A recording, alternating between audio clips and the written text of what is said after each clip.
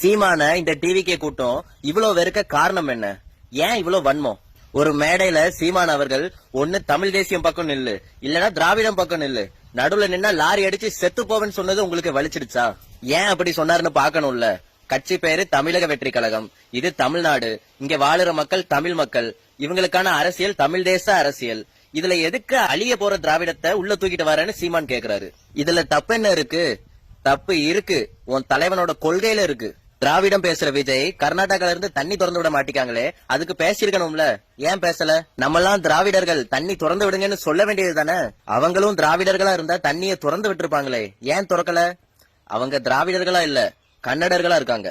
கேரளா மக்கள் மலையாளிகள், ஆந்திரா மக்கள் தெலுங்கர்கள், கர்நாடகா மக்கள் கன்னடர்கள், ஆனா தமிழர்கள் நாங்க மட்டும் திராவிடர்களா?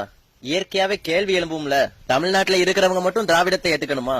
இதத்தான் சீமான் கேக்குறாரு. சீமான் நீங்க இவ்வளவு வெறுக்க காரணம் என்ன? கோடி கோடியா ஊழல் பண்ணிட்டாரா, இல்ல மலையை வெட்டி வித்தாரா, இல்ல ஒயின் ஷாப் எதுவும் நடத்தினாரா, லாட்டரி பிசினஸ் எதுவும் பண்றாரா, இல்ல பிளாக் டிக்கெட் வித்து சம்பாதிச்சாரா? ஒரு போராட்டம் விடாம எல்லா போராட்டத்துக்கும் மக்கள் பக்கம் நின்ன ஒருத்தர் விஜயை நோக்கி கேள்வி எழுப்புனதும் உங்களுக்கு எதிரி ஆயிட்டாரா? சீமான் மேல இருக்கிற வன்மத்தை குறைங்க. அவர் நம்ம தமிழ் இனத்துக்காக தான் பேசுறாரு. விஜய் இன்னைக்கு இருப்பாரு, நாளைக்கு போயிருவாரு. விஜயகாந்த் மாதிரி தவற விட்டுறாதீங்கன்னு சொல்லுற கூட்டம் சீமான தவற விட்டுட்டு இருக்கு ஒவ்வொரு தேர்தலுக்கும். விஜய உன் மனசுல இருந்து தூக்கி போட்டுட்டு பொதுவான மனுஷனா இந்த அரசியல பாரு.